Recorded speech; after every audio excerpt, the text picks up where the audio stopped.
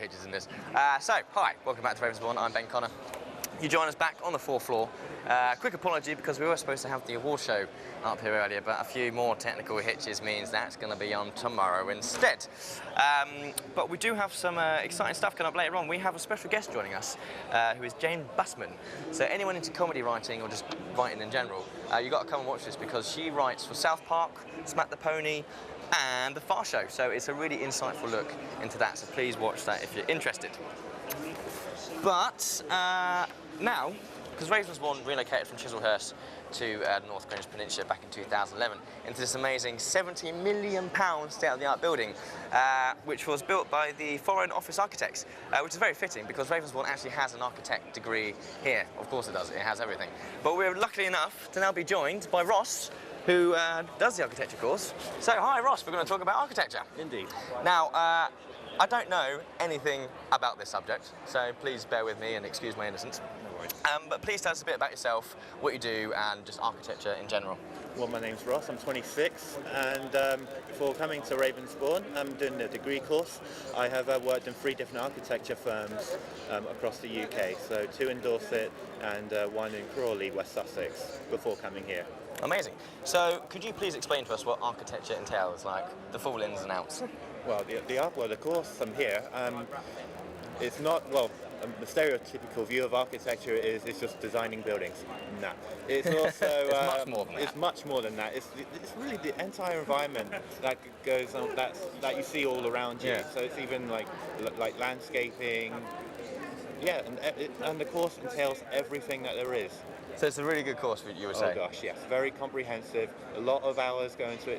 It's a full-time commitment, 7 days a week. Mm. How long is the course at Ravensbourne? It is 3 years.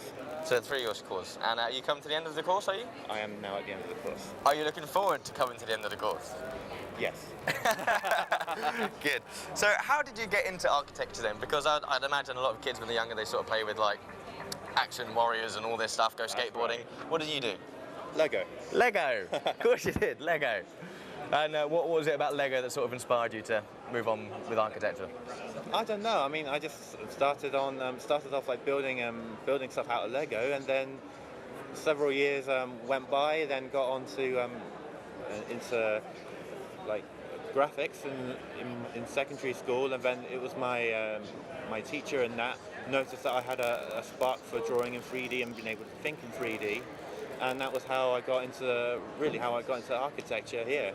Nice. So, if for kids at school looking to get into architecture, what qualities would they need? What would they sort of like lessons would they have to take and all that stuff? Well, they would need to not only obviously like any design-based course, but also you need to be able to draw well. So art is very good, science is good, maths is also very good as well. I mean, when it comes to actually like working out how the building is constructed. So it's quite a clever subject, really. Oh gosh, yes.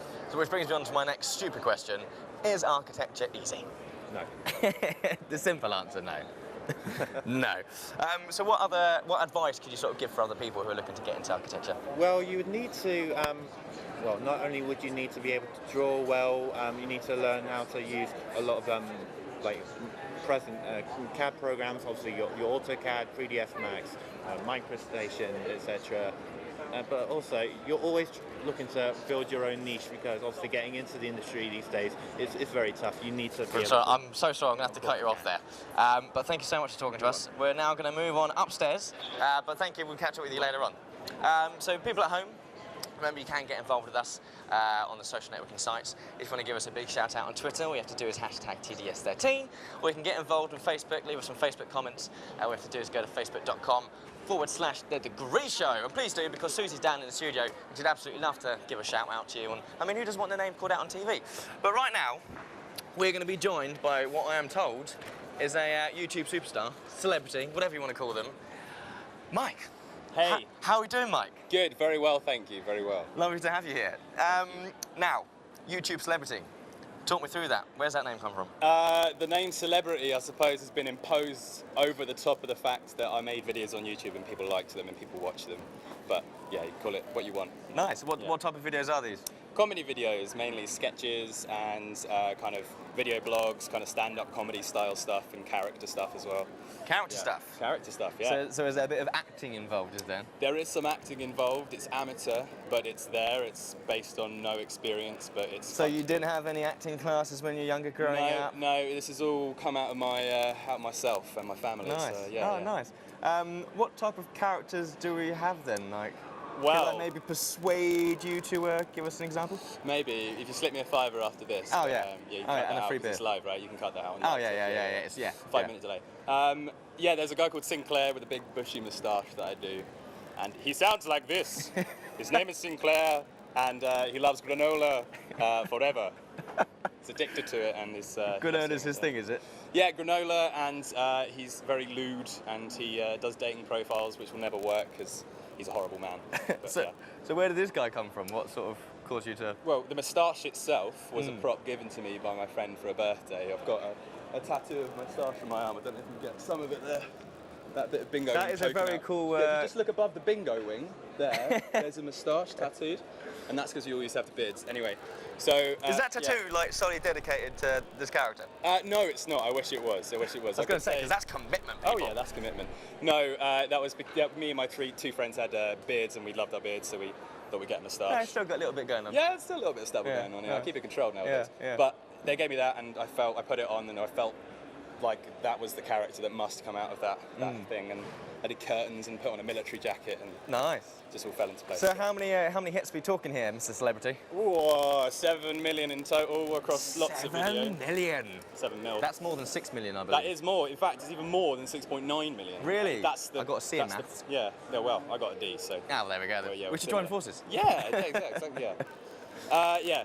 And then I got 400,000 views on one video in particular, which got loads of love.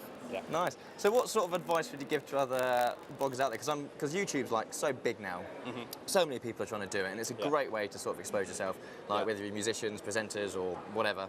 What sort of advice could you give them to be as successful as they can be? Do a funny. Do a funny. Do a big funny. A big funny. And people will like the funny. Yeah. And then they watch it, and then they show everyone, and then they go, oh, that's a funny, that is, and then they've done one. And then... But it is a crazy thing to think. Like you were home, you made a video, and now 7 million people have seen your stuff. Well, yeah, you've got to thank the YouTube editorial team for featuring my stuff. They don't do it anymore, but now it's just got to be crazy and original, and there are so many amateur makers out there anyway that aren't necessarily of bad quality, but it means there's a lot of other good quality stuff, so it's easy to get lost in the sea of the stuff. But just keep going, and if you're not getting views, there's probably a reason for it. Up your game, keep going. Step it up, be funny. Do a funnier funny than the last funny you did. That's the main thing. You go from A to B, turn back to A, and yeah. So you're still making videos now? Sometimes. I've done some for uni projects, but uni has been the reason I haven't really made as many videos because I haven't had the time. So for people sitting at home right now, intrigued by your characterisation, yes, love the tattoo. Thank you. Where can they find you on YouTube? What's the name? youtube.com/BADM4THS. You heard it Easy right to remember, there. So, yeah. Well, thank you very much for having a chat with us. Right, everyone at home, stay exactly where you are because we've got some great chats coming up with Jane Bussman, comedy writer of the South Park and many others, so stay tuned.